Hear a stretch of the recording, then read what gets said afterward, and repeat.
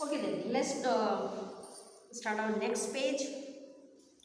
पिछले पेज में हमने देखा कि कैसे जीजी और लेखक के बीच में बहस हो रही है। दीदी जीजी जो है उनकी वो समझा रही है कि दान होता क्या है। एक्चुअल में दान देने से ही वापस में उसको डबल और ट्रिपल होके मिलता है। और दान देना हमारी परंपराओं में भी लिखा हुआ है और हमारे ऋषि मुनियों ने इसमें वेदों पुराणों में भी इसकी चर्चा की है। और लेखक अपने मानसिकता के अनुसार इसका खंडन करते हुए कहता है कि ये दान सही नहीं है, जिस चीज़ की कमी हो और उसी को वेस्ट किया जाए। कुछ देर चुप रही जीजी, फिर मठरी मेरे मुंह में डालती हुई बोली, देख, बिना त्याग के दान नहीं होता। अगर तेरे पास लाखों करोड़ों रुपए हैं और उसमें से तू 2-4 रुपए किसी को दे देगा तो क्या त्याग होगा? त्याग तो वह होता है जो चीज़ तेरे पास नहीं है या कम है, जिसकी जरूरत तुझे भी है, और अपनी जरूरत पीछे रखकर दूसरे के कल्याण के लिए उसे देता है, तो वह त्याग होता है। वह होता है त्याग, या वह होता है दान। दान वह होता है और उसी का फल भी मिलता है। यहाँ दान के डिफिनेशन को एक्सप्लेन करती हैं जीजी कि वास्तव में दान किसे कहते हैं। दान का अर्थ ये होता है कि अगर जैसे कहा होता है ना कि सागर से 2 लोटे निकाल लो जल तो उसको कोई फर्क नहीं पड़ने वाला है। बहुत पैसे वाले लोग अगर 1000-2000 दान करते हो तो वो दान नहीं कहलाता है। दान वास्तविक रूप में वह कहलाता है अगर ज़रूरत मुझे भी है और आपकी भी है उस चीज़ की, मेरे पास भी उस चीज़ की कमी है, आपके पास भी कमी है, मैंने अपनी कमी को, अपनी ज़रूरत को एक किनारे करके आपकी कमी को भर्ती करने के लिए, उसको पूर्ति करने के लिए, आपकी आवश्यकताओं को, ज़रूरतों को पूरा करने के लिए मैं वो चीज़ दान दे देती हूँ खुशी खुशी, वो दान कहलाता है। दान इट मीन्स कि मेरे लिए उसकी भी इम्पोर्टेंस है, लेकिन मैंने उसकी इम्पोर्टेंस अपने लिए न रख के दूसरे के लिए रखी, दूसरे के कल्याण के लिए उसको दिया, वो दान कहलाता है। फल वल कुछ नहीं, सब ढकोसला है, मैंने कहा तो वह कहीं मेरे तर्कों का किला पस्त होने लगा था। लेकिन लेखक कहता है कि मैंने ऐसे ही अपनी स्टैंडिंग करने के लिए कह तो दिया कि ये फल वल कुछ नहीं होता है, लेकिन मैं कहीं पस्त हो रहा था। जीजी की बातें उनको कहीं ना कहीं सही लग रही थी, मगर मैं भी जिद पे अड़ा था। लेकिन अपनी युवा पोजीशन के कारण वो जिद पे अड़े थे, बातें चल रही थी। फिर जीजी बोली, देख, तू तो अभी से पढ़ लिख गया, मैंने तो गांव के मदरसे का मुंह तक नहीं देखा। पर एक बात देखी है कि अगर 30-40 मन गेहूँ उगाना है तो किसान को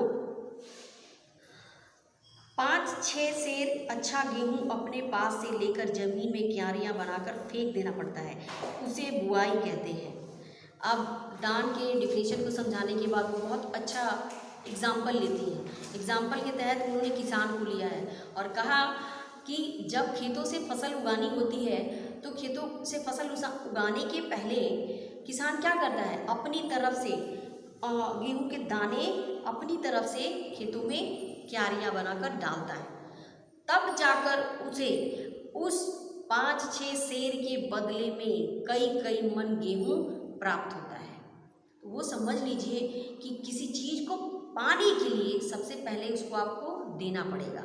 और यह डिफिनेशन और यह एग्जाम्पल इतनी अच्छे तरीके से जीजी देती हैं लेखक को कि लेखक भी अपने विचारों में थोड़ी सी घबराहट पाता है, उसको भी लगता है कि शायद ये सही है।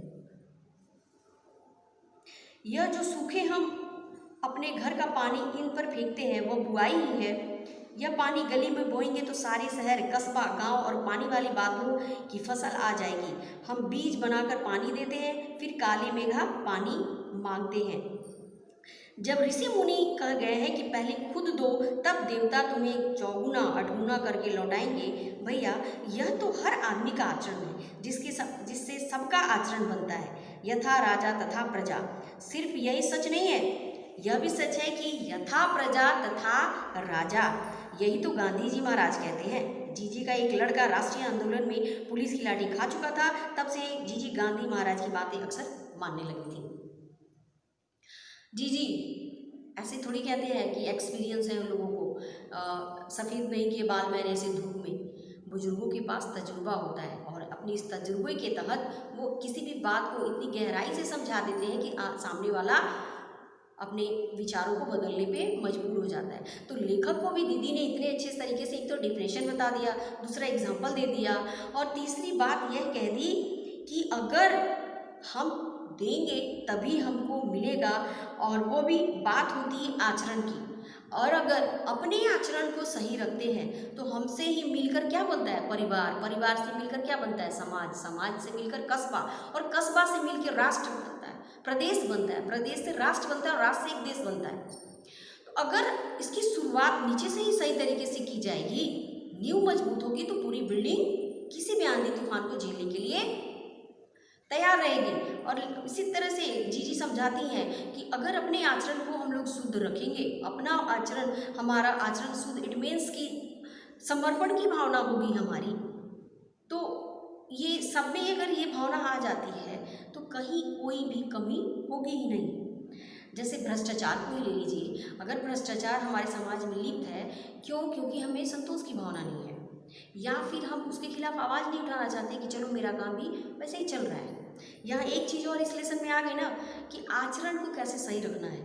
अगर मेरा आचरण सही है, मुझको देखकर बगल वाला सुधरता है, उसको देखकर वो सुधर जाता है या वो सुधर जाता है, या 4 लोग इस क्लास में अगर 4 लोग पढ़ने वाले हैं, 2 लोग नौटंकीबाज हैं, तो 2 लोग नौटंकीबाज जो है वह या तो पस्त हो जाएंगे या फिर वो पढ़ने वाले हो जाएंगे, 2 ही कंडीशन होगी।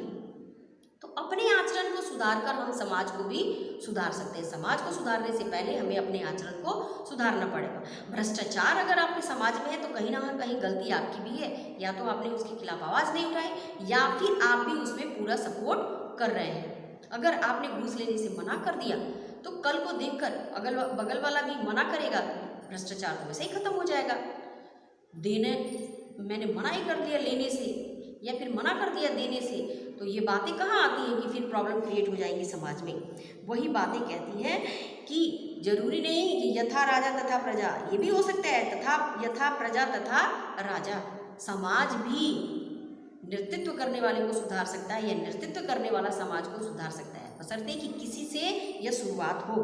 तो वही कहती हैं कि अपने आचरण को शुद्ध रखो, और अपने आचरण को शुद्ध रखते रखते समाज में यह शुद्धता आ जाएगी तो राष्ट्र अपने आप गौरवशाली बन जाएगा।